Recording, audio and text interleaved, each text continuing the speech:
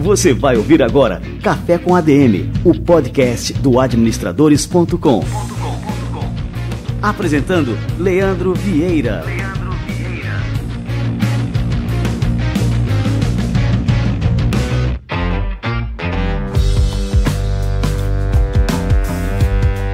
Fala galera, está no ar mais um Café com ADM, a sua dose de cafeína nos negócios. E estamos começando o nosso episódio de número 118. E no Café com ADM de hoje, se prepare que você vai ingerir muita cafeína. A gente trouxe simplesmente para conversar aqui com a gente Silvio Meira. O Silvio Meira é um cara que até dispensaria apresentações, mas ele fundou simplesmente o Porto Digital de Recife, uma das referências nacionais de desenvolvimento de tecnologias, de inovação, de empreendedorismo, uma iniciativa que ajudou a transformar Recife no maior polo tecnológico brasileiro.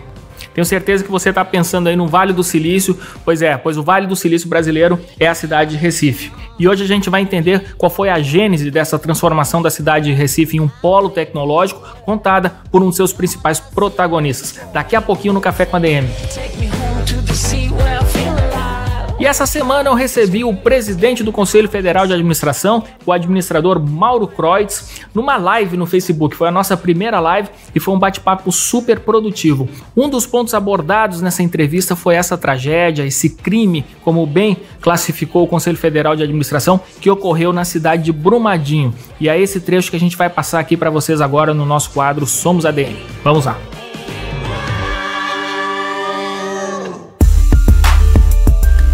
Você vai ouvir agora Somos ADM.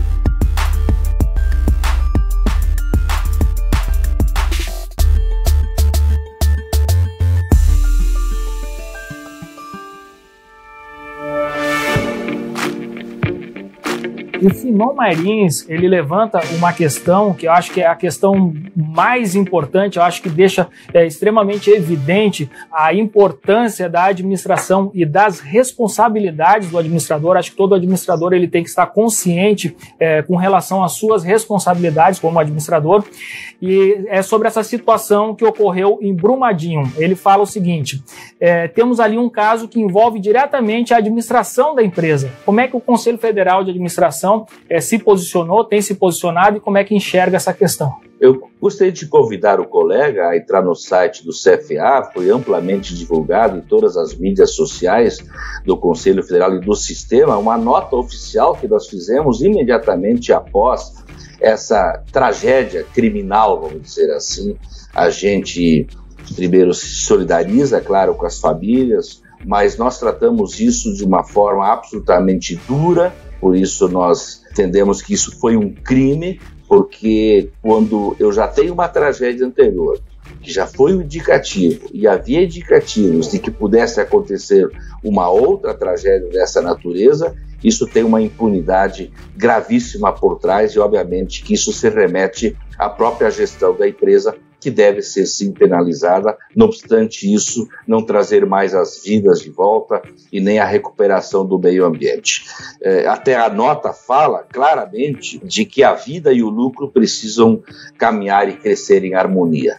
Eu acho que tem que haver esse realinhamento ético que não tem tido, não só nessa empresa, mas em muitas outras empresas. Esse é o nosso entendimento institucional e que toda a diretoria do Conselho Federal de Administração chancelou antes de divulgá-la nacionalmente. No dia que nós acabarmos com a impunidade no Brasil, seja ela pública ou privada, isso vai acabar. Agora, enquanto que a impunidade se sobrepor à punição, nós vamos continuar a ter a repetição desse tipo de fatos trágicos e tantos outros. A palavra-chave é impunidade. Se isso vier a acontecer, eu creio que a gente vai mudar o ambiente cultural que hoje predomina no Brasil.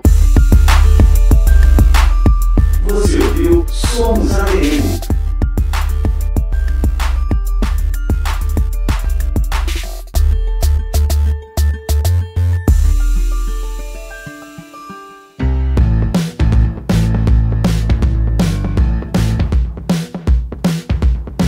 quadro Somos ADM é fruto de uma parceria exclusiva entre o CFA e o administradores.com. Confira sempre as iniciativas do Conselho Federal de Administração no site cfa.org.br e na nossa seção Somos ADM no administradores.com. Muito bem, galera, vamos agora esquentar o nosso cafezinho que está chegando por aqui, a fera Silvio Meira. Vamos lá.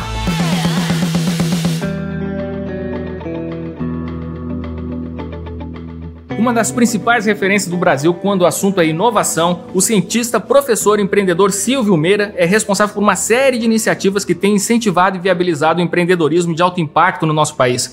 Ele é fundador e atual presidente do Conselho de Administração do Porto Digital, integra também o Conselho de Administração do Magazine Luiza, é professor emérito do Centro de Informática da UFPE e professor extraordinário da Cesar.School. Silvio Meira, cara, que honra enorme te receber aqui no nosso Café com ADM. Seja muito bem-vindo. Grande prazer, Leandro. Grande prazer a todo mundo. É massa estar aqui com vocês. Vamos embora. Que bacana. Cara, a primeira pergunta que eu quero te fazer é que você é uma das cabeças aí à frente do Porto Digital, que é uma iniciativa fantástica, porém, infelizmente, é uma iniciativa rara no Brasil, uma iniciativa que promove a união da universidade com a iniciativa privada e com o poder público. Conta pra gente um pouquinho do que é o Porto Digital e como é que ele funciona. Leandro, todo mundo, o Porto Digital é o que se chama tecnicamente ou teoricamente de um sistema local de inovação.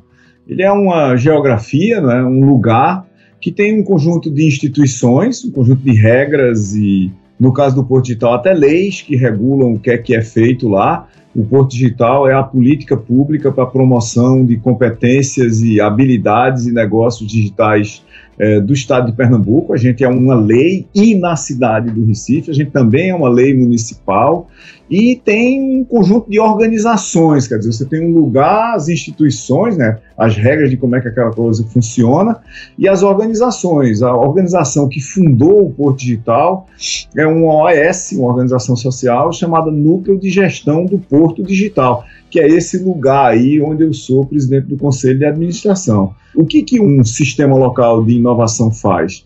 Ele tenta articular as competências de conhecimento, as competências regulatórias, né, as de conhecimento nos centros de produção de conhecimento, escolas de todos os níveis, né, universidades, faculdades, institutos de inovação e pesquisa, junto com o espaço regulatório para promover esse conhecimento no mercado, com empreendedores e empresários, e empreendedores, os caras que estão criando novos negócios baseados nesse conhecimento que está disponível nesse ecossistema, empresários, os caras que estão tocando e renovando permanentemente suas empresas, junto com investidores, obviamente, que aparecem, não existiam no começo, mas aparecem com o tempo nesse sistema, motivados pela existência de pequenas empresas nascentes ali naquele espaço, combinado com a existência de empresas que já existem e querem se tornar maiores, né? E esse mecanismo multifacetado, né, que não são só três facetas básicas, né, não é só governo, conhecimento, ou universidade e economia, ou indústria, ou mercado, como reza a hélice tripla clássica da inovação, né? Isso envolve, como eu disse, investidores, envolve o espaço regulatório, que não é só o espaço legal, não está só na mão do governo, envolve os usuários, envolve um conjunto muito mais amplo de situações. É o que leva, se você botar determinação, foco, tempo, dedicação de um monte de gente, leva no tempo a você criar o que se chama de um cluster, né? Um lugar onde um bocado de coisa acontece ao mesmo tempo, e a maioria das coisas começa, depois de algum tempo, a acontecer sem que ninguém esteja, de fato, gerindo o que acontece. Enquanto no começo do Porto Digital, há quase 20 anos atrás, né, o Porto Digital começou em 2000, vamos completar 19 anos esse ano, quase tudo que acontecia lá, ou talvez tudo que acontecia lá, acontecia por causa do núcleo de gestão do Porto Digital, propriamente dito. Hoje acontece por causa do Softex, acontece por causa da CESPRO, acontece por causa do CEPROP, acontece por causa da Câmara Americana de Comércio, por causa do Cesar, da Cesar School, do Instituto Senai para a Inovação, do Centro de Inovação da Accenture, da Fiat Chrysler, o que rola é que há dias no Porto Digital, face a essa miríade de instituições e organizações, empresas e centros de inovação e faculdades que tem ao redor e dentro do Porto Digital, há dias que a gente tem dificuldade de escolher o que a gente vai fazer. Ao mesmo tempo, o que foi que a gente já fez até aqui? O Porto Digital começou com 2, 3 negócios que foram para lá, né? A Procenge, o César, a Informa, a Vanguard, talvez 5 negócios no máximo que foram para lá em 2000. Hoje você tem 310 empresas, 2 bilhões de faturamento e mais de 10 mil pessoas trabalhando numa área no Recife que lá atrás, em 2000, estava destinada a ser a Cracolândia do Recife, né?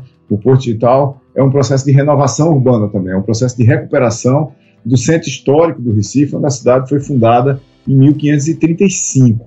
A gente continua trabalhando com um ambiente extremamente complexo, onde existia no século XIX até a metade do século XX, talvez até a década de 60 do século passado, um dos centros urbanos mais ricos, mais sofisticados do Brasil.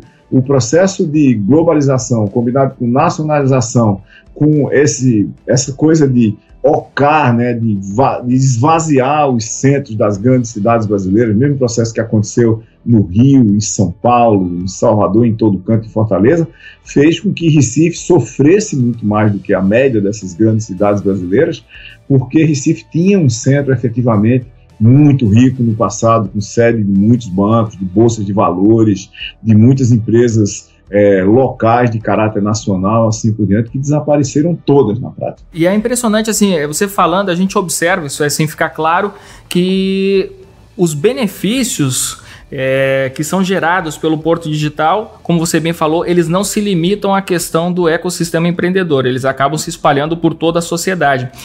E como eu falei aqui no começo, na minha pergunta inicial, essas iniciativas elas ainda são raras no Brasil. Qual que é a análise que você faz para que isso seja, vamos dizer assim, eu não gosto de usar a palavra copiado, mas acho que é a mais adequada mesmo, mas que seja copiado esse exemplo em outras cidades brasileiras?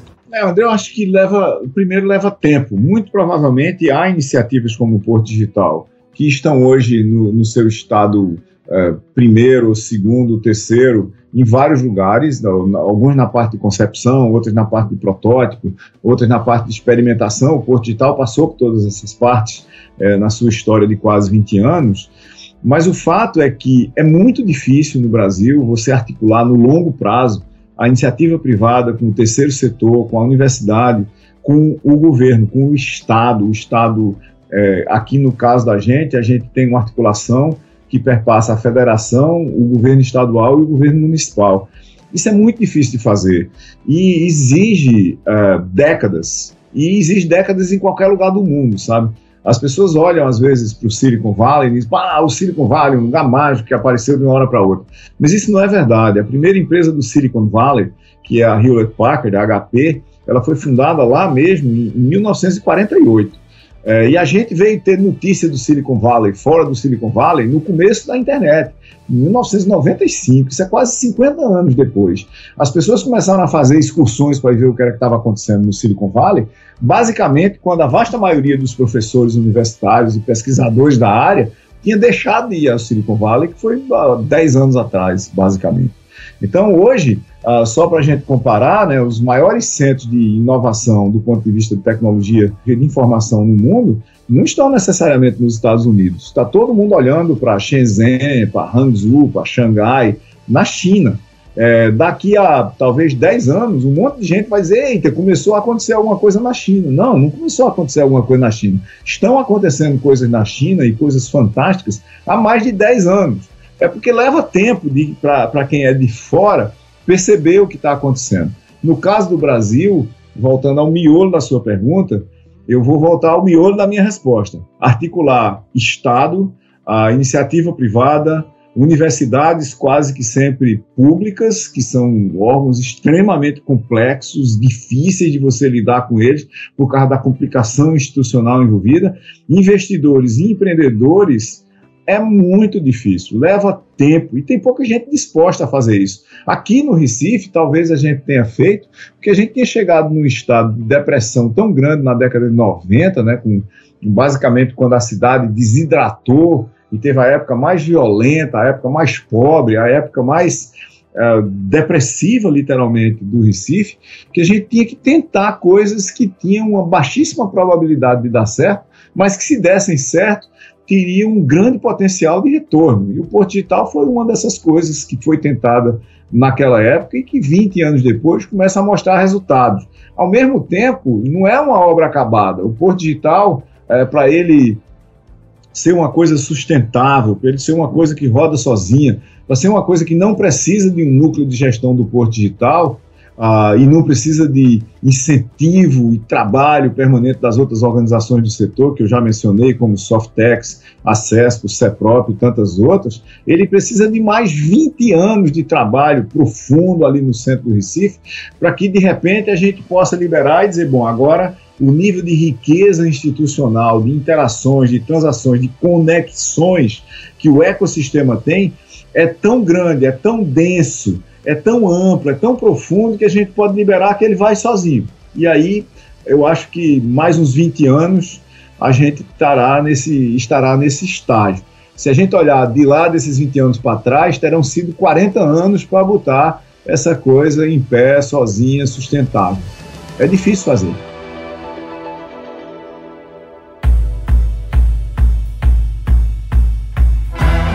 O que eu observo é que você não só cruzou uma ponte, Silvio, mas você construiu essa ponte. Eu me formei numa universidade pública federal da Paraíba, fiz meu mestrado em outra federal, que foi a Federal do Rio Grande do Sul, e o que eu noto é que nesse ambiente existe como é que eu vou te dizer? Existe uma aversão ao mercado. Eu ouvi muito são anticorpos. É verdade, gostei do termo. E assim, dentro de um curso de administração, que é o meu caso, que é um curso que ele depende do mercado. Assim, o mercado é o laboratório do administrador, do empreendedor. Então, assim, as teorias devem nascer no mercado, em observação direta do mercado. Eu ouvi esse discurso. Eu ouvi de colegas, professores, que, assim, por exemplo, recomendando aos alunos que não participassem da empresa júnior, porque ali era um local só para boizinhos, mauricinhos. Eu ouvi exatamente esse termo, assim, uma recomendação em sala de aula, né, de professor falando isso para os alunos. O que eu achei um absurdo total. E você ajudou a construir essa ponte, né? Você saiu do ambiente acadêmico vendo realmente a necessidade do ambiente acadêmico se integrar com o mercado. E eu queria saber qual que foi essa sua motivação, né? Como é que você teve essa visão dentro do ambiente acadêmico de enxergar que era necessário construir essa ponte? Leandro, a gente começou a fazer isso e obviamente não fui eu sozinho, né? Ninguém faz nada sozinho, foi uma rede de pessoas. A gente começou a fazer isso quando a gente notou que o Centro de Informática daqui da UFPE, que hoje é o maior do Brasil, né? A gente acabou de aceitar 270 alunos no último Enem, aí, no último SISU para graduação. A gente começou a notar, ali no começo da década de 90, que o Centro de Informática era isolado do universo. A gente formava pessoas que a gente não sabia para quem a gente estava formando. Muitos de nós olhavam para essas pessoas que a gente formava como futuros professores universitários, quer dizer, a gente formava para a gente mesmo, a gente conseguia ver como é que essas pessoas trabalhariam conosco, mas não conseguiria ver como é que essas pessoas trabalhariam no mercado.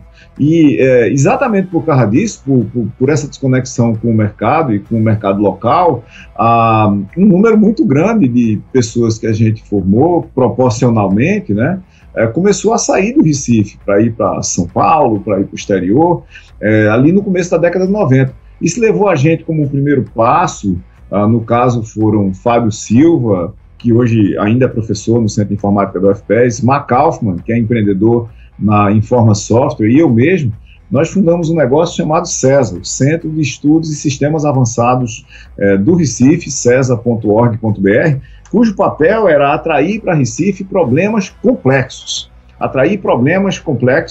que mantivessem no Recife os alunos que nós formávamos, não somente isso, e nem todos os alunos, claro, mas que atraísse para o Recife gente que estava sendo formada em outros lugares, que visse no César, que foi criado desde o começo como um instituto de inovação, quer dizer, um centro de resolução de problemas que pega sempre problemas que ninguém resolveu ou que ninguém resolveu bem ainda, para fazer essa ponte, né, essa interface entre o que a academia estava fazendo e o que o mercado precisava que fosse feito.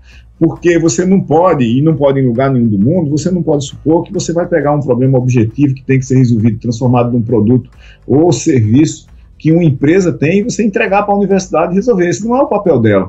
Mas, ao mesmo tempo, no Brasil, falta a riqueza e a diversidade institucional que você tenha para quem entregar esse problema. Então, naquela época, lá em 93, a gente viu no Recife esse buraco, esse vazio. Não tinha um instituto de inovação acoplado ou em parceria ou emparelhado com o Centro de Informática da UFPE. E aí a gente começou pelo César. E o César começou a dar certo, começou a crescer, e cresceu muito rapidamente. A gente fundou o César em 96, né? Levou 3 anos para a gente descobrir qual era o tipo de institucionalidade que a gente queria, como era que essa organização ia funcionar, onde era que ela ia funcionar e assim por diante. Mas, pouco tempo depois, uns 3 anos depois, mais ou menos, depois da gente fundar o César, a gente começou a ver também que andorinha só não faz verão, né? Não era o César que ia dar contexto para a universidade. Precisava de um negócio muito mais rico.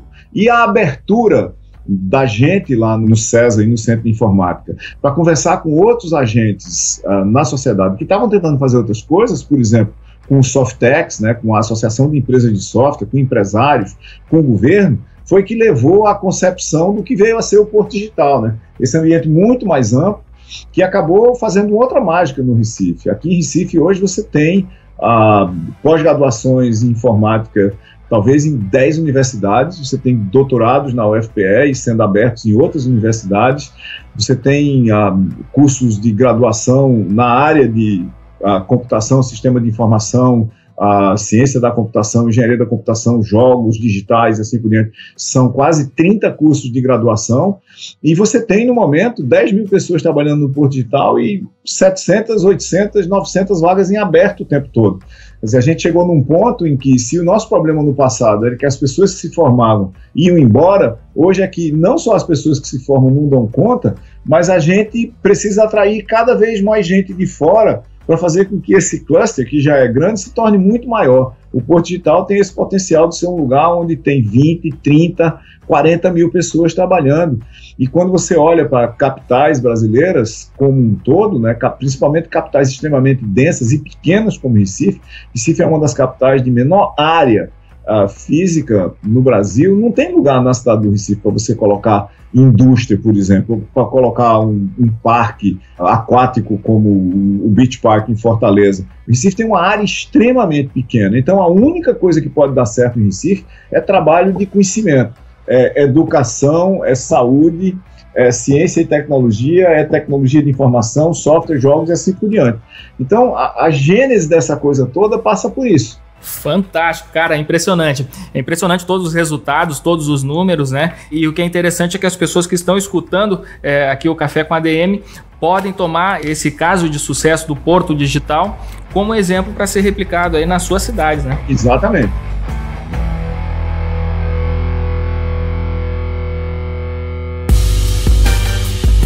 Me diz uma coisa, agora mudando aqui de saco para mala, você atua também como membro do Conselho de Administração de algumas empresas e me chamou a atenção aqui a questão do Magazine Luiza. Qual que é o seu papel nessas organizações, Silvio? Olha, o Magazine Luiza tem um Conselho de Administração, como toda empresa do porte dele tem, e tem comitês que assessoram o Conselho na tomada de decisão. O Conselho do Magazine Luiza é extremamente pequeno, são menos de 10 pessoas, e há um pequeno número de comitês, 5 ou 6, e eu faço parte do Comitê de Estratégia e Digital do Magazine, não é?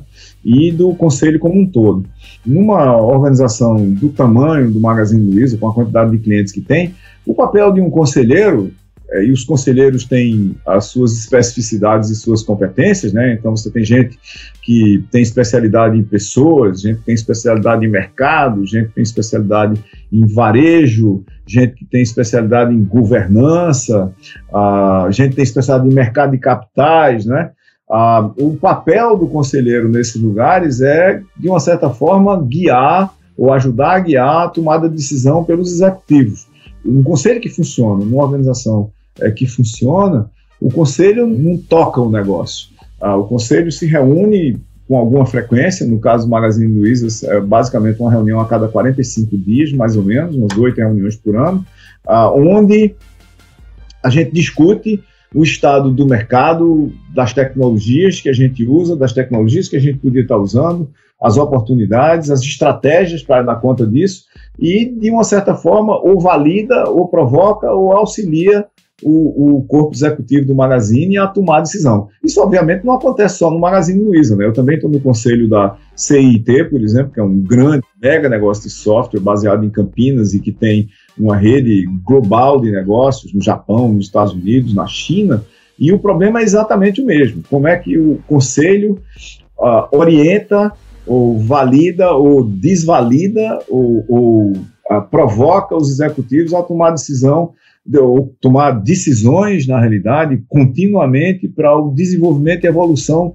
sustentada do negócio. E pegando carona nesse assunto, já que a gente falou aqui no Magazine Luiza, eu queria trazer um outro exemplo, que é o caso da Amazon, que já vem se estruturando aqui no Brasil há algum tempo, que acabou provocando um estrago grande aí no setor de livrarias, né? E agora iniciou um processo mais agressivo de expansão no varejo. Como é que você avalia o impacto que isso deve ter no varejo e sobre o empreendedorismo digital brasileiro de forma geral, né? Como é que as pessoas, os empreendedores digitais devem se preparar para essa estratégia de dominação aí da Amazon? A Amazon é um gigante global, né? Você não tem como esconder isso de ninguém. No mercado que ela chega, obviamente provoca mudanças de grande porte, tanto no comportamento dos compradores como dos vendedores e dos intermediários de todos os tipos, de fornecedores de tecnologia e assim por diante. A Amazon vem ensaiando uma chegada no Brasil há alguns anos, ela está aqui de uma forma muito presente na infraestrutura de software, né? A Amazon AWS, ela já estava no mercado virtual, em livros, em bens virtuais, né? No negócio de bens virtuais aqui, e ela agora começou de fato no mercado de coisas físicas. Seja lá onde a Amazon esteja, ela é um grande competidor. Seja lá onde qualquer um esteja competindo com a Amazon, fica mais difícil competir para todo mundo.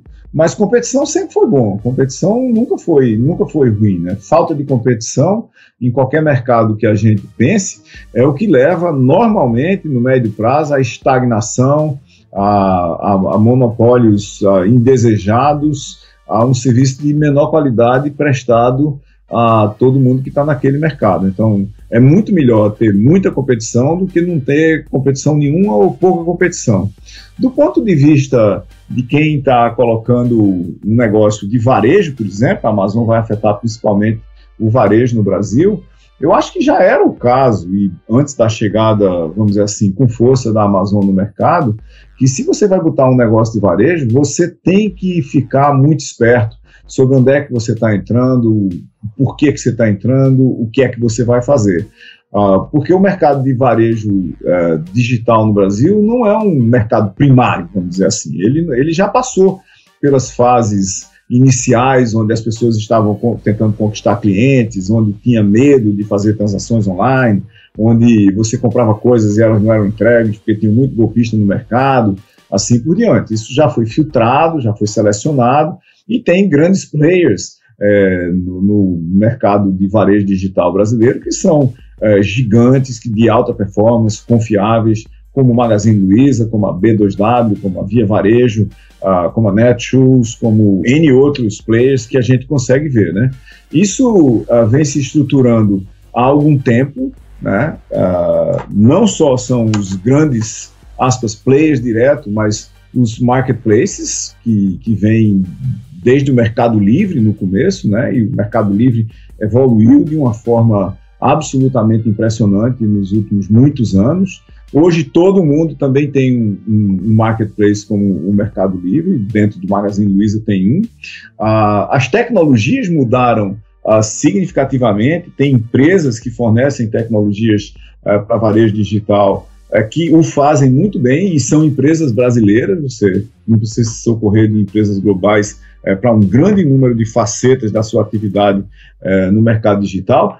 Mas, voltando ao que eu estava dizendo no começo, se você vai botar um negócio no digital, no varejo digital hoje, você tem que se ligar que muita coisa já foi estabelecida, que a competição é muito grande, e se você não tiver um diferencial competitivo absolutamente acima da média, é muito provável que o seu negócio terá dificuldades quase intransponíveis para se estabelecer, como vem se mostrando negócio atrás de negócio, e não somente para negócios de pequeno porte, né? Nós estamos falando de negócios de grande porte que não conseguem encontrar a sua equação de lucratividade de uma forma fácil. Então, a Amazon, chegando mais pesadamente, não começa a competição, aumenta a competição no mercado que já é extremamente competitivo e onde tem muita gente jogando e há muito tempo. O que é interessante você falou na questão dos marketplaces, né? Que os pequenos empreendedores, eles se beneficiam, né, do aumento dessa competição. Afinal, se a gente tem realmente players fortes, como você falou, Magazine Luiza, Mercado Livre, agora a Amazon, né, com essa questão dos marketplaces, quanto maiores eles forem, mais oportunidades para esses pequenos empreendedores que utilizam essa presença digital fortíssima desses grandes players, é melhor para eles, né? Ao invés de só colocar um comércio eletrônico, abrir uma página e tentar conquistar clientes pela internet afora de forma isolada, né? Na prática, o que acontece hoje é que você pode criar uma máquina de vendas em rede, né, uma máquina de vendas digital, sem você ter nem, aspas, um Instagram. Se você tem um produto e você coloca ele no marketplace, no Mercado Livre, Magazine Luiza, B2W, assim por diante, e se o seu produto é achado lá, você, em tese, consegue, aspas, vender sem ter nada. É como se você botasse um produto no supermercado. É óbvio que eu não estou dizendo para ninguém fazer isso, porque se você tem hoje apenas 5% a 6% de todo o varejo digital brasileiro no e-commerce, 35% de todas as vendas do varejo brasileiro são mediadas pelo digital. Então, uma presença digital competente em rede social, de você fazer com que as pessoas achem comentários e avaliações do seu produto, e você fazer um produto bom que não acabe com um nível de reclamação absurdo e não resolvido lá no Reclame Aqui, onde você tem um atendimento digital para esse produto, porque não é só você vender, você não está vendendo exatamente pedaços de pedra, né, que as pessoas vão usar como decoração, você está vendendo coisas que as pessoas vão usar, roupas que se descosturam, produtos eletrônicos que param de funcionar, óculos que vão ter problemas de manutenção no futuro e assim por diante. Quer dizer, existe um ciclo de vida de informação de um produto online, né, o ciclo de vida de informação, desde você propor o produto como solução para alguma coisa, o produto e serviço como solução para algum problema que uma certa classe de usuários tem, até você acompanhar o uso desse produto online, e aí você pegar os problemas que vão aparecendo nesse ciclo de utilização e sair resolvendo, e resolver digitalmente, deixar o rastro também da solução, isso é absolutamente fundamental. Então não se trata aqui de vou botar uma presença no Instagram, vou botar um produto no marketplace do Magazine Luiza e aí vou vender, né? Tem satisfação do cliente, do usuário, do consumidor, é muito mais do que isso, né? E se não é entregue? E se não é entregue no tempo? E se é entregue e dá um problema depois? O que é que você faz? Como é que você cuida disso? Então a gente está começando a viver em estágios digitais de ciclo de vida de produto. O seu produto existe e é vendido online, beleza, está tudo ótimo.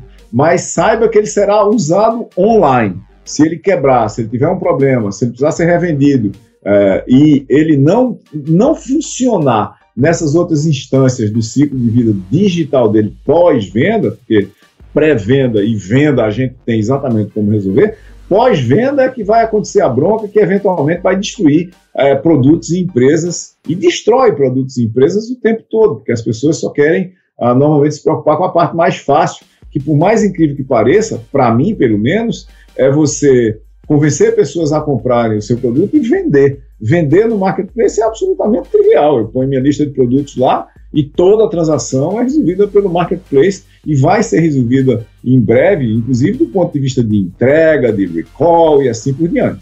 Mas danado é você fazer com que o seu produto viva de uma certa forma online e com você que vendeu, que entregou o tempo todo e que o cliente em cima disso, ainda por cima, esteja satisfeito.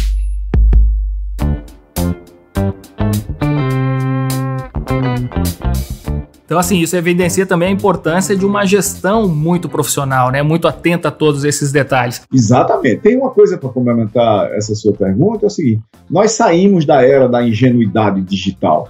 Teve um tempo no passado que você podia fazer basicamente qualquer coisa online e podia sobreviver com isso. Quer dizer, eu boto uma página qualquer, ponho um produto nessa página, o simples fato das pessoas poderem comprar o meu produto e o quase verdadeiro milagre no passado, vamos botar 10 anos atrás, desse produto chegar na casa das pessoas, ali em 2009, em 2005, isso aí já era satisfatório. Eu estou num lugar que eu não tenho acesso a nada e, de repente, eu tenho acesso a, aspas, tudo que está online, com uma certa probabilidade dessa coisa não chegar na minha casa por causa de um número de problemas.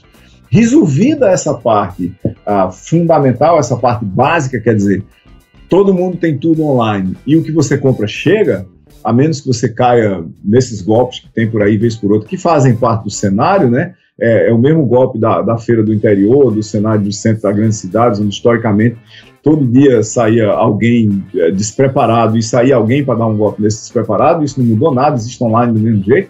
Mas se você estiver olhando para fontes seguras, você certamente, ao procurar e achar um produto lá e comprar, ele chega na sua casa. Então essa parte está totalmente resolvida. Isso resolveu a ingenuidade digital. Daqui para frente só vão funcionar os profissionais. Meu produto quebrou.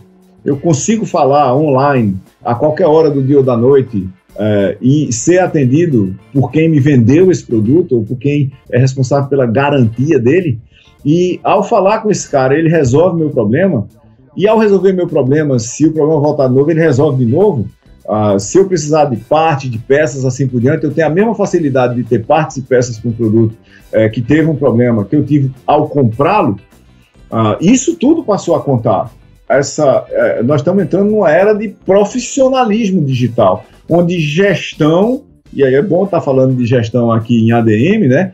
Onde gestão do ciclo de vida de produtos, de serviços, de informação online, deixou de ser aquela coisa esporádica que eu posso contratar o sobrinho do meu cunhado para fazer e passou a ser uma coisa que é não só fornecida por empresas que entendem muito bem disso, que são profissionais, que dominam as tecnologias, que dominam as teorias, que já aplicaram isso em dezenas e centenas de situações, que tem métodos, que tem processos, e que é para quem você deveria recorrer para fazer com que o seu produto ou o seu negócio online deixasse de ser ingênuo e passasse a ser profissional para sobreviver, porque quem não for não vai sobreviver. É verdade. E tem até inclusive um dado, eu estou com um dado aqui do IMD, que o ciclo de vida das empresas, o tempo de vida das empresas hoje é bem menor do que na primeira metade do século passado. A gente tinha uma média lá de 60 anos e agora essa média caiu para 18 anos, né, o tempo de vida das empresas.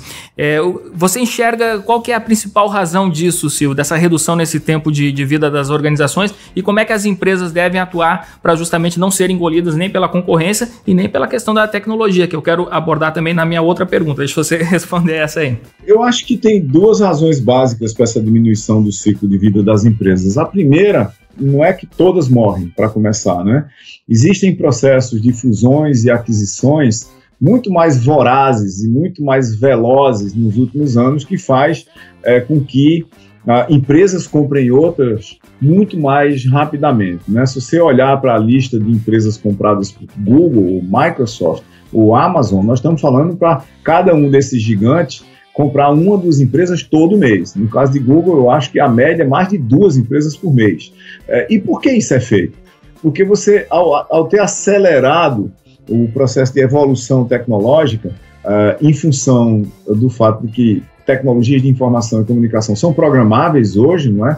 Então, qualquer um, em qualquer lugar, pode basicamente começar a fazer alguma coisa que, se Google não começar a fazer agora, ele vai ter que comprar depois que o cara evoluiu 3 anos e ele está parado e descobriu o que precisa, né? Um grupo de, sei lá, 10, 15 caras, que é basicamente uma força-tarefa que um gigante desses botaria para fazer qualquer coisa, ele, se tiver um mínimo de financiamento por trás, ou ao invés de um mínimo de financiamento, se tiver um mínimo de clientes por trás para financiar o que ele está fazendo, para comprar o que ele está fazendo, em 3, 4 anos ele evolui, literalmente 3, 4 anos, se não mais. Com um nível de dedicação maior, ele evolui 3, 4, 5 anos.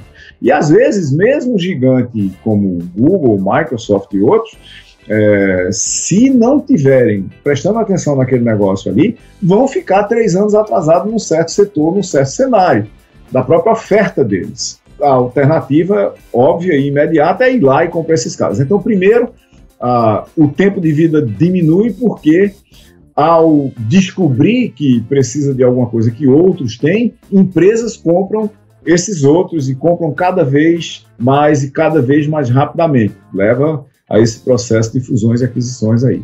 Descontando esse fato e voltando para a nossa história aqui, onde as plataformas de execução de quase todos os negócios, em qualquer tipo de economia hoje, excetuando indústria extremamente pesada, mineração e parte da agricultura, são plataformas digitais, essas plataformas são programáveis. A capacidade das empresas competirem nos mercados, que são cada vez mais digitais, depende intrinsecamente da capacidade delas programarem.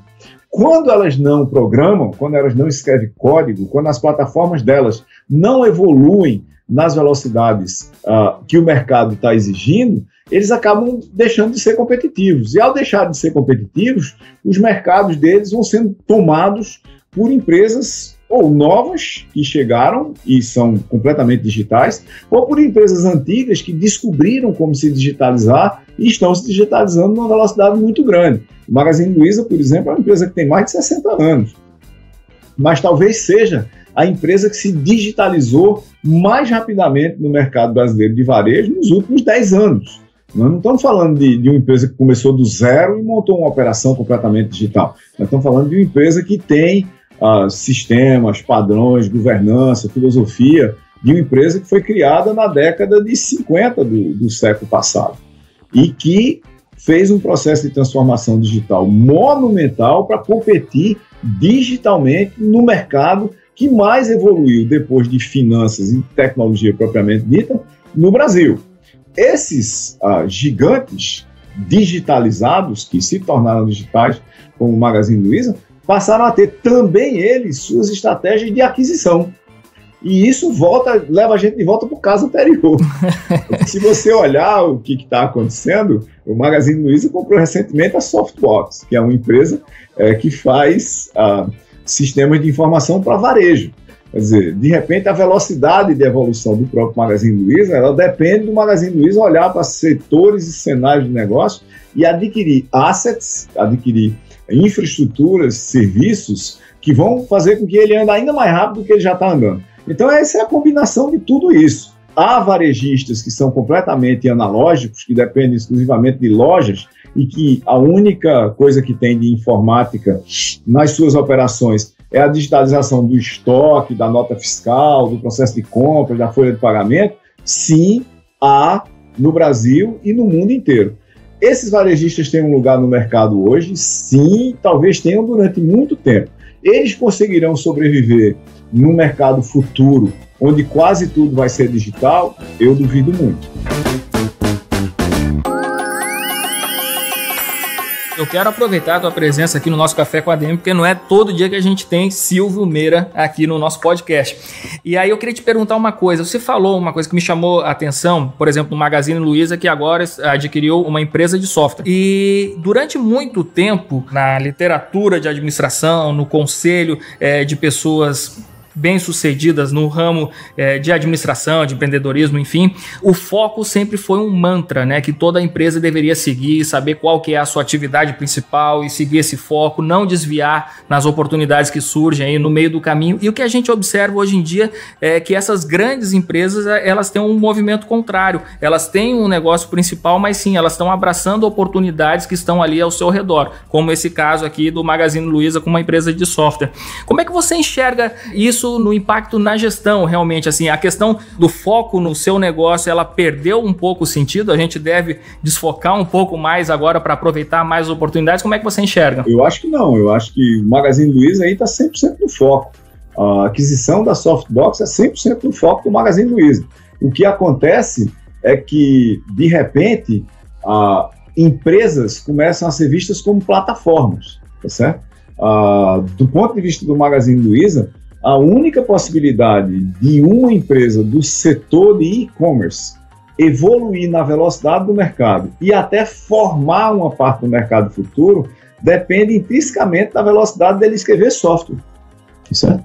Então, nós estamos olhando para um universo onde, se você está em mercados digitais, como música, Spotify, como vídeo, Netflix, como bancos, qualquer banco que você imaginar, como varejo, é o caso do Magazine Luiza, B2W, Via Varejo, Mercado Livre e Amazon, a capacidade competitiva dessas empresas depende intrinsecamente da capacidade delas escreverem o seu software, escreverem bem, escreverem rápido e escreverem no foco dos seus consumidores, de atender melhor os seus consumidores de tal forma que, de mais de uma maneira, você forme uma rede com eles e eles carreguem seu app e eles consigam encontrar na interface que eles têm com você o que eles estão precisando a cada momento do ciclo de vida digital deles, o usuário. Na hora que ele precisar de mim, Magazine Luiza, para fazer alguma coisa, eu estou lá para atendê-lo, seja no varejo, seja eventualmente em outras facetas da vida digital do meu usuário, onde eu participo. Então, nós não estamos falando de diminuir foco, nós estamos falando que, tanto quanto no passado, na transição, por exemplo, de vapor para eletricidade, as empresas que não se eletrificaram, elas deixaram de existir. Hoje, as empresas que não se digitalizarem, elas deixarão de existir, mas com uma complicação. Uma boa parte do software de quem compete na frente do mercado, ou seja, de quem é verdadeiramente competitivo, é escrito por ele mesmo.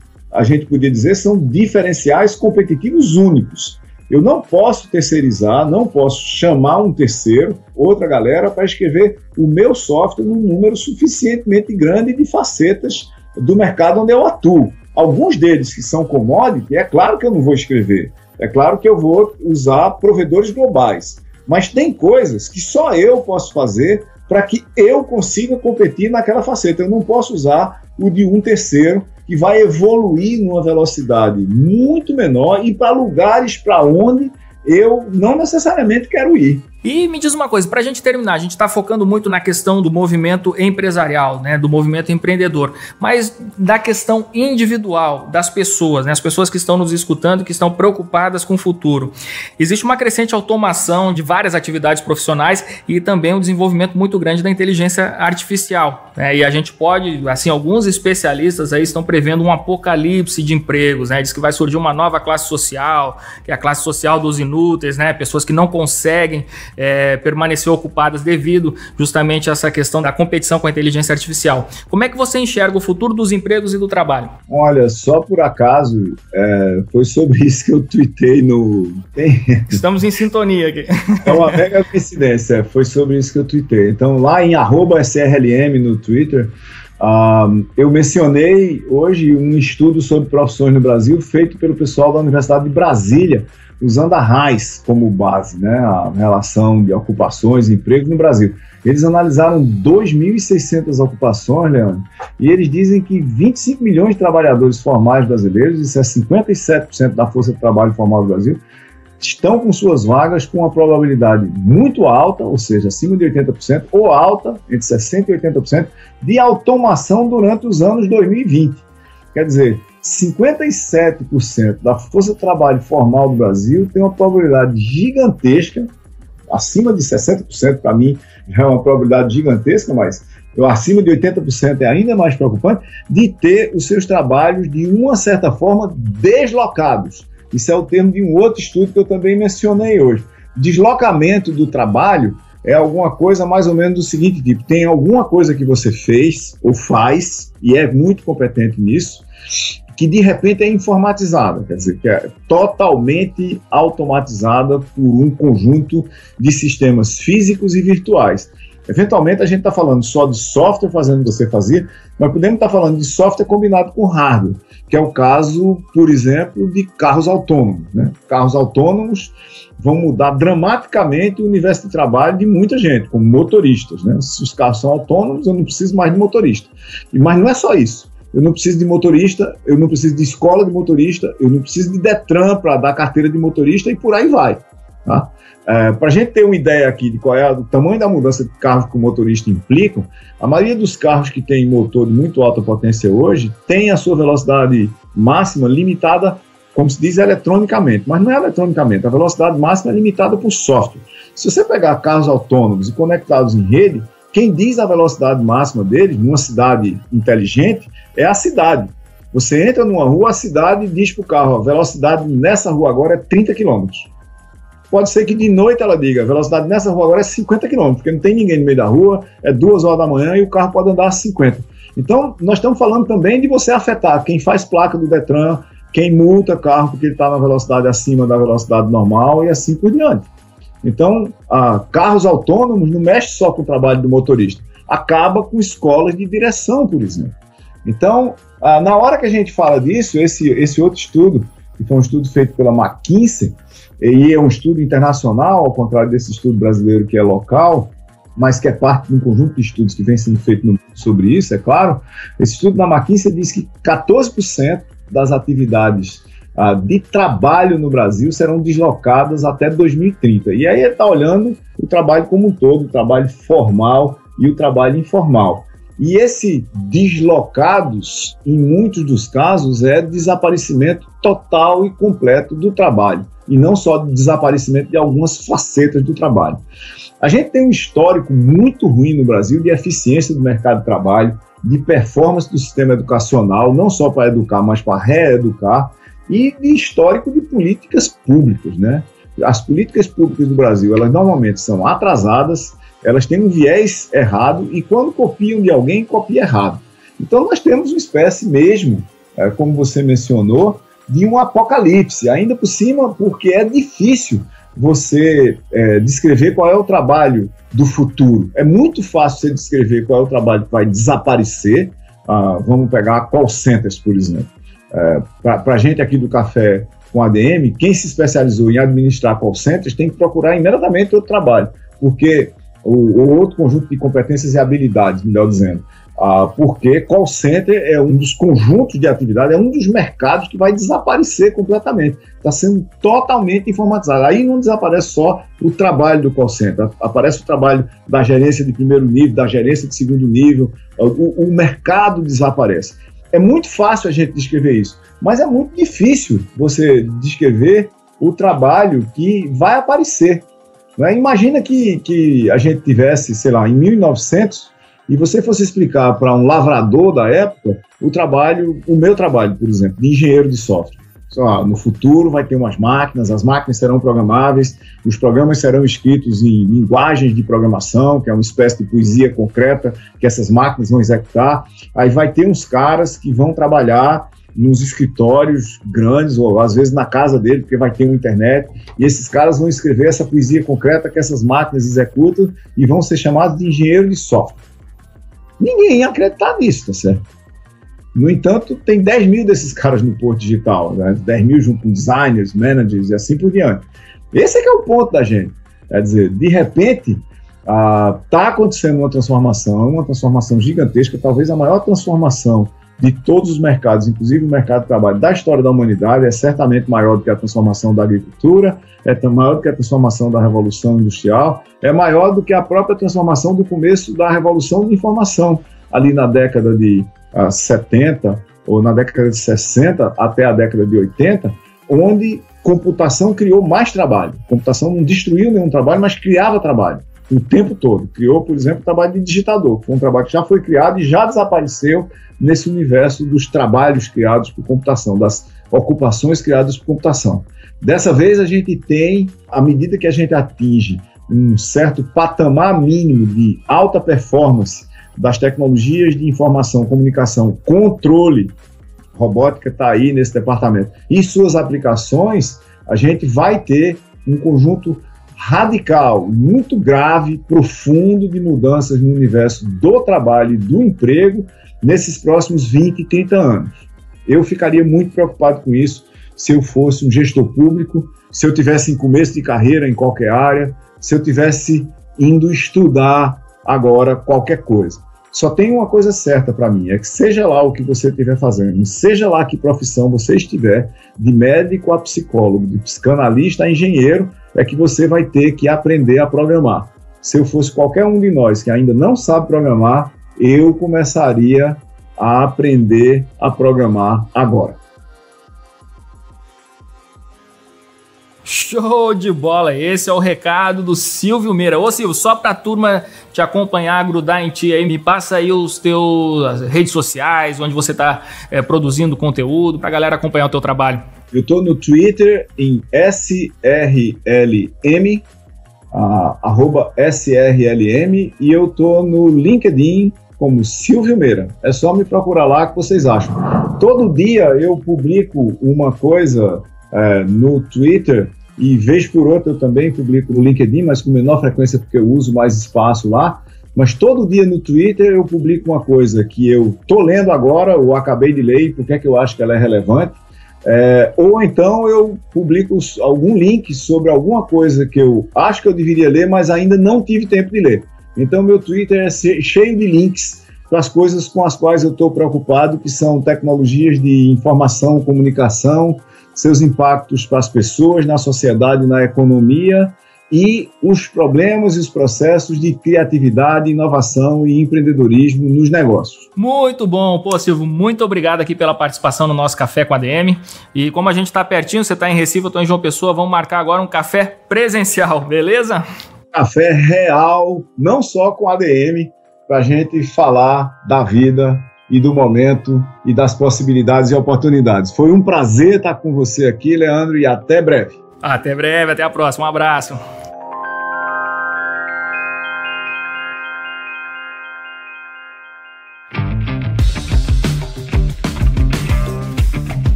Esse cara é sensacional. Falei para vocês no comecinho do episódio que era muita cafeína hoje por aqui.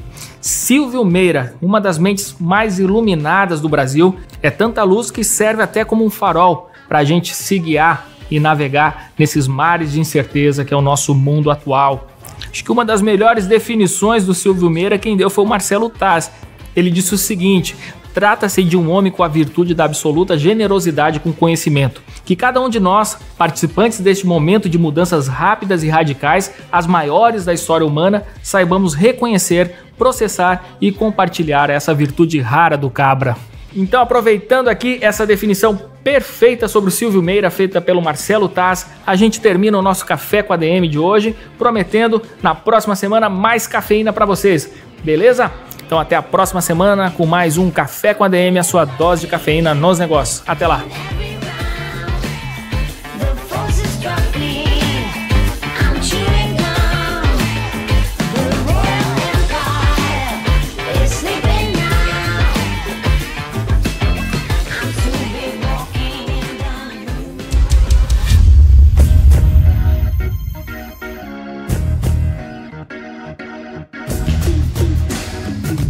Você ouviu Café com ADM, o podcast do administradores.com.